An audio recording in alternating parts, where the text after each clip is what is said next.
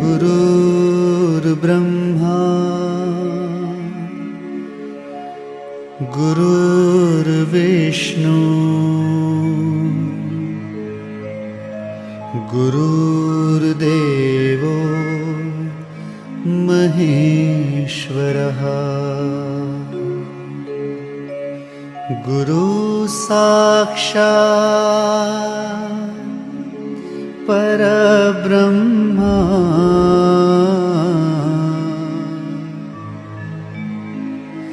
तस्मै श्री गुरुवे नमः।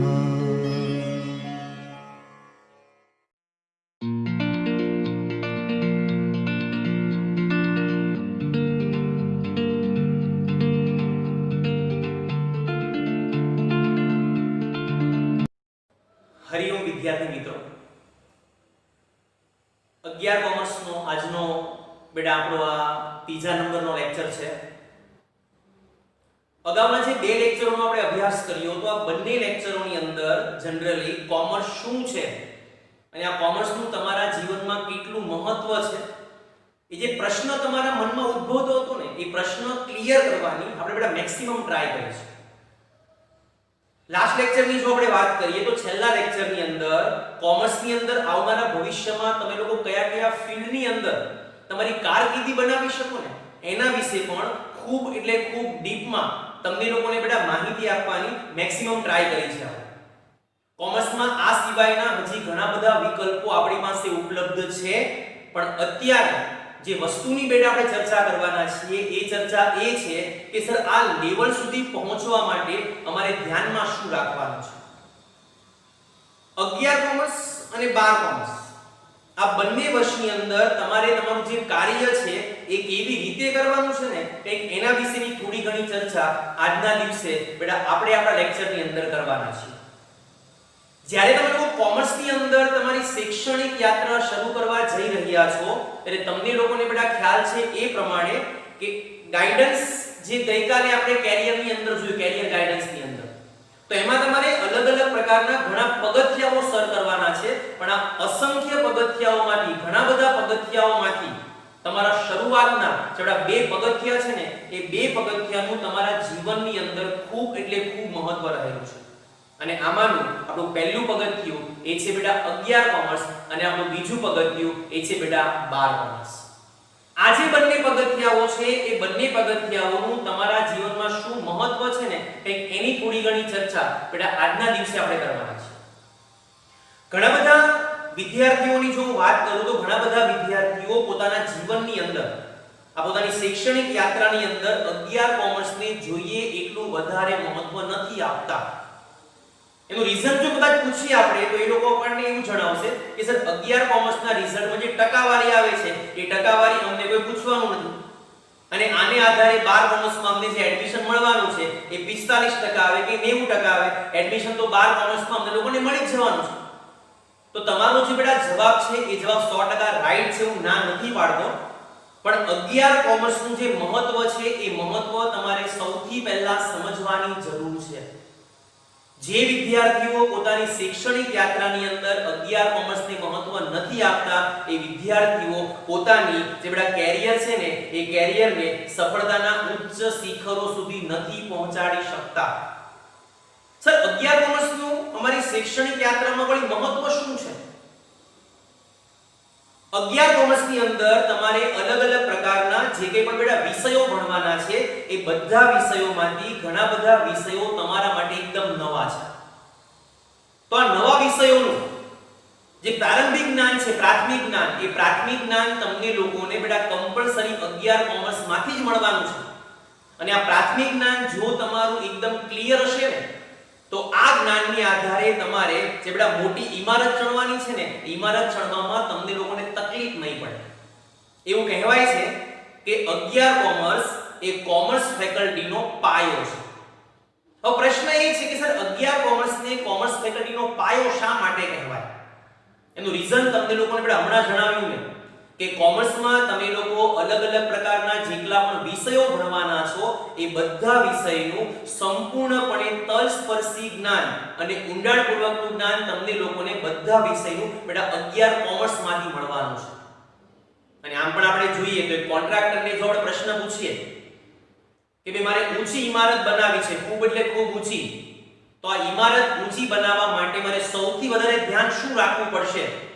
તો હું જાણું છું ત્યાં સુધી આ કોન્ટ્રાક્ટરનો કદાચ એક જ જવાબ હશે કે તમે જેટલી ઊંચી ઇમારત બનાવવા માંગતા હો ને તમારે એટલા ઊંડા પાયા ફરજિયાતપણે જમીનમાં નાખવા પડશે. જો કદાચ તમે એને પ્રશ્ન પૂછો કે ભાઈ આવું શા માટે, તો જવાબ તમને લોકોને એક જ મળશે કે જેટલા તમે ઊંડા પાયા જમીનમાં નાખેલા હશે ને એટલી તમારી આ ઇમારતની મજબૂતાઈ વધી જશે અને આ ઇમારત છે ને એ કોઈ પણ પ્રકારની સમસ્યાની અંદર પડી જાય ને એવી આપણને શક્યતાઓ જોવા નહીં મળે. તો આ બધી બાબતો પરથી હું તમને લોકોને બેટા એ જણાવવા માંગુ છું કે આ જે પાયો છે એ પાયાનું મહત્વ આપણા જીવનની અંદર કેટલું બધું વધારે મહત્વ છે. તમે તમારા જીવનની અંદર સફળતાના ઊંચા શિખરો સર કરવા માટેના ડ્રીમ લઈને બેઠા છો, પણ એ ડ્રીમ તમારા બેટા ફૂલફિલ ક્યારે થશે? જ્યારે આ ડ્રીમનો પાયો છે ને એ પાયો તમે જમીનની અંદર ઊંડાણપૂર્વકનો નાખ્યો હશે ને ત્યારે. અને આ જે પાયો છે ને બેટા એ પાયો કયા ધોરણની અંદર નખાશે? તો ભાઈ 11 કોમર્સની અંદર. એટલા માટે તમારા જીવનની અંદર બેટા 11 કોમર્સના દરેકે દરેક વિષયનું સંપૂર્ણ જ્ઞાન મેળવવું ખૂબ એટલે ખૂબ મહત્વનું છે. તમારા જે સામાન્ય વિષયની આપણે વાત કરીએ તો તમારો કોમર્સ ફિલ્ડનો સૌથી વધારે અગત્યનો એક વિષય છે બેટા કે જેને કહીશું આપણે નામાના મૂળ તત્વો, જેને કહેવામાં આવે છે અકાઉન્ટન્સી. હવે આ જે વિષય છે એ વિષય તમારી આ શૈક્ષણિક યાત્રાના તમે દરેકે દરેક વર્ષની અંદર ભણશો. તમારો અત્યારનો 11 કોમર્સ છે, આવતું 12 કોમર્સ છે, કોલેજનું છે, બીબીએ છે, એ દરેકે દરેક ધોરણની અંદર સ્વાભાવિક છે તમે લોકો બેટા અકાઉન્ટન્સીનો તો અભ્યાસ કરવાના છે. અકાઉન્ટના અલગ અલગ પ્રકારના જે કંઈ પણ નિયમો, અકાઉન્ટના અલગ અલગ પ્રકારના જે કંઈ પણ હિસાબો તમે લોકો તૈયાર કરતા શીખવાના છો એ બધી વસ્તુના જે નિયમો છે ને એ નિયમોનું જ્ઞાન તમને લોકોને 11 કોમર્સમાંથી જ મળશે. હવે 11 કોમર્સમાં આ જે બધા નિયમો છે એ નિયમો જો તમે તમારા માઇન્ડની અંદર બરાબર ક્લિયર નહીં કર્યા હોય તો વિચારો કે આ જ બધા નિયમોને ધ્યાનમાં રાખીને તમારે આવનારા ભવિષ્યની અંદર બેટા અલગ અલગ મોટી મોટી કંપનીઓના વાર્ષિક હિસાબો સુધી પહોંચવાનું છે. તો ત્યાં તમને લોકોને કેટલી બધી વધારે તકલીફ પડશે. આવનારા ભવિષ્યમાં તમારા આ પર્ટિક્યુલર અકાઉન્ટન્સી નામના સબ્જેક્ટમાં તકલીફ ન પડે એવું જો તમે લોકો ઈચ્છતા હો તો એના માટે ખૂબ એટલે ખૂબ જરૂરી છે કે 11 કોમર્સના અકાઉન્ટના તમારા જે પ્રાથમિક નિયમો છે ને એ નિયમો તમારા માઇન્ડની અંદર બેટા એકદમ ક્લિયર થઈ જવા જોઈએ. આ તો મેં તમને ખાલી ઉદાહરણ આપ્યું અકાઉન્ટન્સીનું. તમારા કોમર્સના અલગ અલગ પ્રકારના કોઈ પણ સબ્જેક્ટ લઈ લો બેટા, બધા સબ્જેક્ટનો જે પાયો છે ને એ પાયો તમારો 11 કોમર્સમાં જ નખાવાનો છે. એટલા માટે આ વસ્તુ ખાસ ધ્યાનથી સમજજો અને ખાસ યાદ રાખજો કે 11 કોમર્સના દરેકે દરેક વિષયોનું જે ઊંડાણપૂર્વકનું જ્ઞાન તમે લોકો બેટા આવનારા ભવિષ્યની અંદર મેળવવાના છો ને એ જ્ઞાનનો પાયો તમારો નખાશે ક્યાં બેટા? 11 કોમર્સમાં. એટલા માટે આ વર્ષ એ વિદ્યાર્થીઓની શૈક્ષણિક કારકિર્દીનું સૌથી વધારે અગત્યનું વર્ષ છે. તો 11 કોમર્સને પાયાનું વર્ષ બેટા શા માટે કહેવામાં આવે છે એનું એક સામાન્ય ઉદાહરણ તમારી સમક્ષ મેં આપી અને તમને લોકોને એ સમજાવવાની મેક્સિમમ ટ્રાય કરી કે ભાઈ 11 કોમર્સમાં દરેકે દરેક વિષયનું જે કંઈ પણ જ્ઞાન છે એ જ્ઞાન તમારા માટે ખૂબ એટલે ખૂબ અગત્યનું છે. 11 કોમર્સના જો બેટા એક બીજા અગત્યના ઘટકની વાત કરું તો 11 કોમર્સ માટે એવું કહેવાય છે કે 11 કોમર્સની અંદર વિદ્યાર્થીએ ફરી પાછો એકડો ઘૂંટવાનો છે. તો પ્રશ્ન એ થાય કે સર 11 કોમર્સમાં એકડો ઘૂંટવાનો એવું શા માટે કહેવાય? તો તમને હમણાં જણાવ્યું કે 11 કોમર્સમાં તમારા માટે બધા વિષયો કેવા છે? એકદમ નવા છે. અને આ બધા વિષયોનું ફરી પાછું એકડે એકથી જ્ઞાન તમારે બેટા 11 કોમર્સની અંદર મેળવવાનું છે. તો આ વસ્તુ તમારે બેટા અહીંયા ખાસ યાદ રાખવાની છે કે આ એકડો ઘૂંટવામાં તમે લોકો જેટલી વધારે કાળજી રાખશો એટલો તમારો એકડો સારો ઘૂંટાશે. અને જેટલો એકડો તમારો સારો ઘૂંટાશે ને એટલા તમે આગળના એકડાઓને બેટા વ્યવસ્થિત અને સરળતાથી સમજી શકશો. આખા એકડાઓને જો આપણે સમજવા હોય ને તો આ બધા એકડાઓને સમજવા માટે સૌથી પહેલા આપણે શરૂઆત બેટા એકડે 1 થી કરવી પડે અને આ તમારું એકડે 1 છે ને બેટા એ 11 કોમર્સ છે। બેટા ફરી એકવાર તમને લોકોને જણાવું છું કે 11 કોમર્સ એ તમારી કોમર્સની જે યાત્રા છે એ યાત્રાની સૌથી પહેલી શરૂઆત છે। આ શરૂઆતની અંદર તમે જેટલું વધારે ધ્યાન આપશો ને તમારી યાત્રા એટલી સરળ તમે લોકો બનાવી શકશો।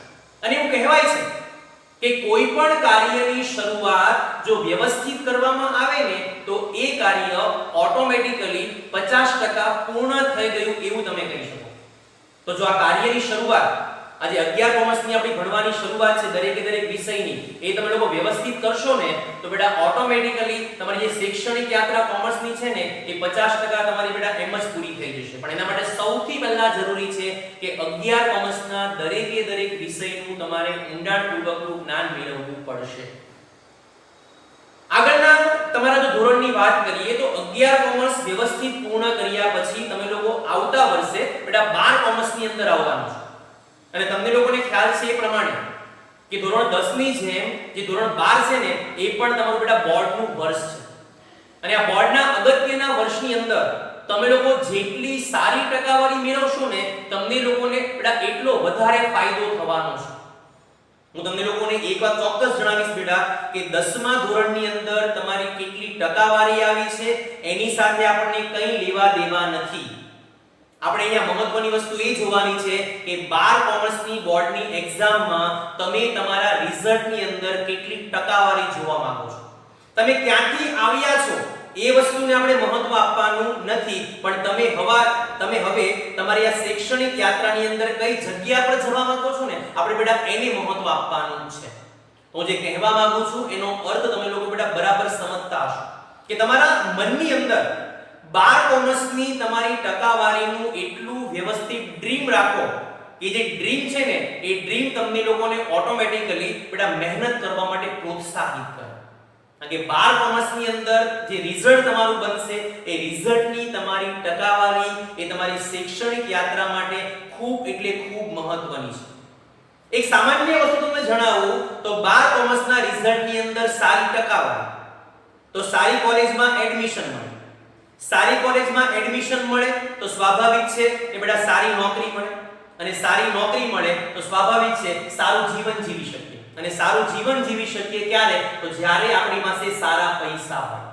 એનો મતલબ એ થયો કે જો આપણે આપણા જીવનની અંદર કંઈક સારું થાય એવું ઈચ્છતા હોઈએ તો એની ઘણી બધી શરૂઆત બેટા આપણે આજથી જ કરવી પડશે। 12 કોમર્સના રિઝલ્ટની અંદર જો તમારી ટકાવારી તમને લોકોને સારી દેખાશે તો એના પછીની તમારી જે શૈક્ષણિક યાત્રા છે ને બેટા એ પણ તમને લોકોને સારી દેખાશે। એનાથી ઉલટું વિચારો 12 કોમર્સની અંદર ખરાબ રિઝલ્ટ મતલબ ઓછી ટકાવારી તો સામે એડમિશન ખરાબ કોલેજમાં જ મળશે। ખરાબ કોલેજમાં એડમિશન મળશે તો જે ડિગ્રી આવશે એની વેલ્યુ એટલી બધી વધારે નહીં હોય તો સારી નોકરી પણ નહીં મળે। સારી નોકરી નહીં મળે તો સ્વાભાવિક છે કે સારો પૈસો પણ નહીં કમાઈ શકીએ આપણે અને સારો પૈસો જો આપણે નહીં કમાઈ શકીએ તો સારું જીવન આપણે બેટા જીવી શકવાના નથી। એનો મતલબ એ થયો કે આવનારા ભવિષ્યમાં તમે તમારું જીવન સારું અને સુખાકારીવાળું બનાવવા માંગો છો કે નહીં ને એનો ઘણો બધો પાયો બેટા અત્યારે તમારા 11 કોમર્સ અને 12 કોમર્સની અંદર નખાઈ જવાનો છે। તમે લોકો તમારા મનથી વિચારો કે તમારું જે 11 કોમર્સ અને 12 કોમર્સ આજે 2 વર્ષ છે એ 2 વર્ષમાં બરાબર મહેનત કરી અને આપણું બાકીનું જે જીવન છે એ જીવનને સુખદાયી બનાવો। શું એ વિકલ્પ આપણે પસંદ કરવો જોઈએ કે આ 2 વર્ષ બરાબરની મોજ મસ્તી કરી લઈએ, ભણવામાં બિલકુલ ધ્યાન ના આપીએ અને બાકીના જે વર્ષો છે ને એ વર્ષોમાં આપણા જીવનને આપણે ખરાબ બનાવવું એ વિકલ્પ પસંદ કરવો જોઈએ? કદાચ જો કોઈ ગાંડા વ્યક્તિને પણ આવા અલગ અલગ પ્રકારના બેટા 2 વિકલ્પો આપવામાં આવે ને તો હું માનું છું ત્યાં સુધી કે દરેક વ્યક્તિનો પ્રથમ વિકલ્પ જ પસંદ કરશે કે સાહેબ 2 વર્ષ અને કોમર્સના બાકીના જેટલા બી વર્ષો છે ને એ બરાબર મહેનત કરી લઈએ, જેટલી પણ શક્તિ છે બધી શક્તિ આ વર્ષોની અંદર લગાવી દઈએ કારણ કે પછીનું જે જીવન છે ને એ જીવન તો અમારે આરામદાયક રીતે જ પસાર કરવાનું છે। તો તમે તમારું આવનારું જીવન આરામદાયક રીતે પસાર કરવા માંગો છો કે નહીં એનો જે મેઈન પાયો છે ને બેટા એ મેઈન પાયો આ 11 કોમર્સ અને 12 કોમર્સની અંદર જ નખાવાનો છે। એટલા માટે તમને લોકોને બેટા ખાસ જણાવું છું કે આ બંને વર્ષોની અંદર લગાવી દો તમારી બધા પ્રકારની શક્તિ અને આ બંને વર્ષનું પરિણામ એક એવું લઈ આવો કે આવનારા ભવિષ્યની અંદર આપણા દેશની જે સારામાં સારી કોલેજ છે ને એ કોલેજ તમને લોકોને બેટા એડમિશન આપવા માટે તમારી રાહ જોતી હોય. આપણે કોઈની રાહ જોવી પડે એના કરતા જો આપણી કોઈ રાહ જોતું હોય ને એ પણ બેટા માનવાનો જે અહેસાસ છે ને એ અહેસાસ તે નિરાળો છે. તો એટલા માટે 11 કોમર્સ અને 12 કોમર્સ આ બંને વર્ષો એ તમારા શૈક્ષણિક જીવન માટે બેટા ખૂબ એટલે ખૂબ મહત્વના છે.